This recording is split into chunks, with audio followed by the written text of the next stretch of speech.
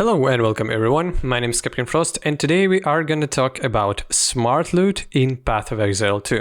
Do we need Smart Loot in Path of Exile 2 or do we need to keep somewhat similar system to Path of Exile 1 with all the abundance of loot, with all these crazy loot filters that filter out thousands and thousands of different items, with rare being quite useless in terms of picking them up from the ground? Do we need that thing or do we need Smart Loot? And how can you make Smart Loot work if everything will be quite deterministic? If you will find only good items, then what's the point of even... the process of playing the game will be way shorter. It will not be as interesting because deterministic things in ARPG doesn't really work too well too often. So if you want to implement Smart Loot, then it should be either quite restricted, it should be either quite rare, or you should have different levels of gear item level, I guess, that will make your previous loot obsolete. And that's not how Path of Exile works, at least currently. And what I mean by that? We can have a great example of Diablo 4, which I don't really like, but it will work here. Okay. They have your regular level of loot, then they have sacred level, ancestral level. You can get how much more levels of loot, but the thing here is that your sacred item can never be as good as your ancestral item, and your ancestral items will almost always be way better than your, like sacred or normal items.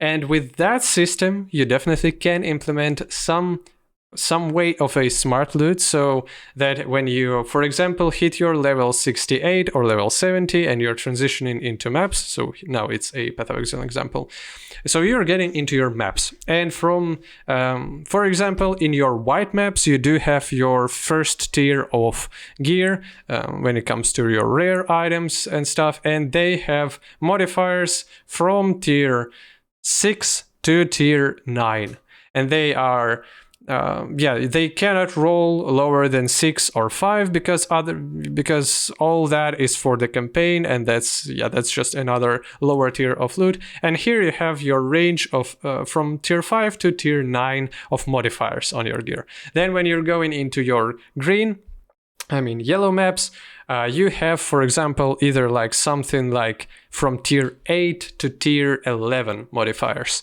So it can have this situation where they are a bit in the same spot. For with tier 1 gear you can go up to tier 9, and then with second tier gear you can go from tier 8 of modifiers, and this way not all your tier 2 items will be way better than your tier 1 items, and it will make a bit of a smoother transition from one tier to another one. But this system definitely is something that goes against design decisions of Path of Exile, of the core of the game. And the core of the game says, or at least like Chris Wilson said many times, that you need to have an ability to find very good items throughout almost all the game. And yeah, lower levels of campaign doesn't really count towards that, but the idea here is that either if you're in tier 1 or you're in tier 16 maps, you can have a great item from any of that content. But from tier 16 map, for example, it will be way higher chance of getting that stuff.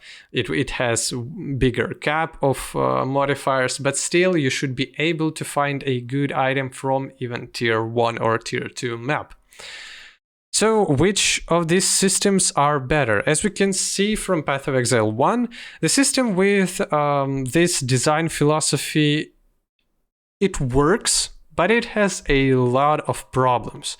It has basically such a problem that nobody really picks up the loot from the ground anymore. And with their ruthless version of the game, they've tried to fix it by So it's a version of the game where it all goes like developers want them to go, at least philosophically, because Ruthless is in quite rough state, and in my opinion, it's not really a good version of the game, even though it has all the good intentions behind it. It just don't have enough time put into it. It don't have enough. It's just too rough. Yeah, but the idea here is to just just to decrease all loot clutter in the game and decrease all player power level towards the bottom. For even if you have at least any rare items, you will definitely pick them up. You will definitely look on them. So it can be as well. So the problem of the core Path of Exile gearing system and modifier system can be propelled way higher by how many items we are getting. And they can try to reduce items that we are getting, even though it will definitely create some outrage from the community. But with Path of Exile 2, it will be like a completely new experience, and people will definitely be way more adaptive, and they will be more okay with less loot, because it's a completely another game. You don't really have any expectation of it yet. For example, if you were to nerf all these systems in Path of Exile 1, players will compare their own feelings about the game from last patch to new one, with not so many changed, besides loot being nerfed to the ground. So they can nerf a quantity of items and keep this system of you can find good item anywhere, and modifiers being structured the way they are currently. Or they can go a bit a bit on the side of creating this more structured tiers or item levels of gear, where you do have just this jump levels of power gain, and you cannot acquire this power throughout mid content or throughout some of the earliest end game content. And you have this progression levels through levels of maps, or it may be completely different end game system when compared to maps that we currently have. Because if I'm correct, they've said something about the end game not being the way that it used to be in Path of Exile 2 compared to Path of Exile 1. So if they will introduce way more levels, way more tiers of maps, or some other divides, and again, something similar to world tiers in Diablo, but applied to the end game of Path of Exile 2, then we may definitely see these jumps in quality of items. It definitely will simplify at least for a little bit the itemization system, if you will make it so that it rolls lucky, it rolls similar stats more often, and they will be able to decrease just sheer quantity of loot that drops. So that will serve pretty good, but you have to be a game designer to create this system right, and you have to be a very, very good one in order to combine these both systems. Because in Diablo 4, for example, currently it's not as bad as it was in Diablo 3 when it comes to gearing, when you just have your either tier sets, or you know that on some slots you need like crit multiplier and something else, and you're just looking for these two mods, and it's just dumbed down to the baseline. In Diablo 4, the items themselves are boring as hell, and the itemization system itself, at least in my opinion, doesn't really seem that cool. But the system, you don't need to get the impression of all systems based on how it was mixed. You can just digest each different system that was built into this whole game as something that you maybe can use. And maybe I don't think that a system of like world tiers or just like your white maps, yellow maps, red maps, tiers system, that it is a new concept for grinding your games. For anyone who is in gaming development, probably it's not something new.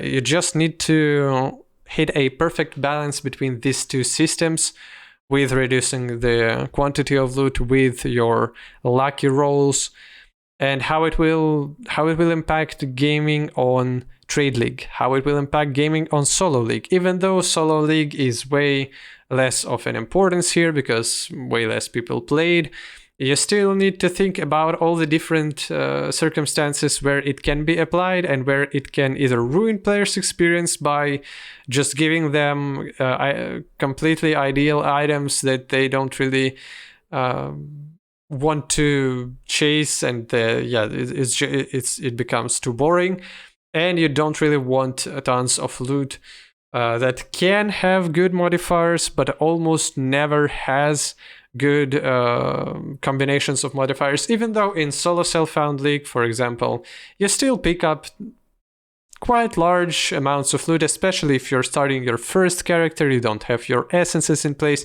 you don't have your crafting stuff in place, you're picking many things from the ground, and even later one, some jewelry, maybe some rare bases are pretty good and pretty interesting as well. And by the way, the other problem that we have in terms of our loot system from Path of Exile 1 is that crafting methods and deterministic methods of getting some modifiers on your items is just way too powerful. We see that with Harvest, we see that with Expedition, and we see that with Essences. They are all great for you to have good gear and for you to not waste just enormous amounts of time looking through all the things that you've picked up from the ground. But it is to the detriment of the game that you feel pressured to specialize in those systems while you're playing and while you're progressing your Atlas talent tree. So yeah, it's basically, especially if you're playing Solo League and even if you're playing Trade League, for example, essences are just very, very good. Expedition with rogue crafting, even on Trade League, rogue crafting is quite powerful and can bring you a bunch of currency.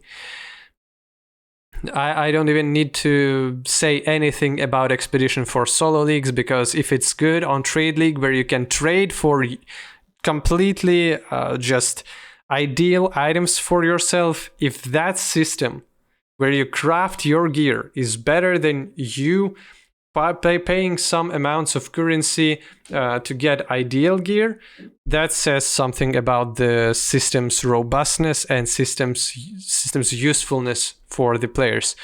Yeah, and with all that, I'd want to say that by you being forced to take all those stuff, to take all these leagues, even if you're maybe not interested in playing them, even if you want to play with your breaches, with your legions, with your abyss, and I don't know, like blight, anything else, with you feeling obligated to spec in those systems, you end up with somewhat redundant system of Atlas talent tree, and yeah, it's just not about. It's just not.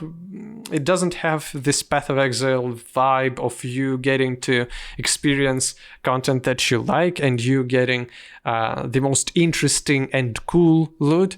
Instead, here you have, this is a path where you're getting the best loot in terms of rare items that just need to have this and this and this modifier. And these items are not unique. They are just perfectly well rolled. And you are trading off your ability to get more unique rewards from more unique oriented content like breaches and some other stuff where you do have your boss fights, where you do have more different stuff that, yeah, just more cool stuff, at least in my own opinion.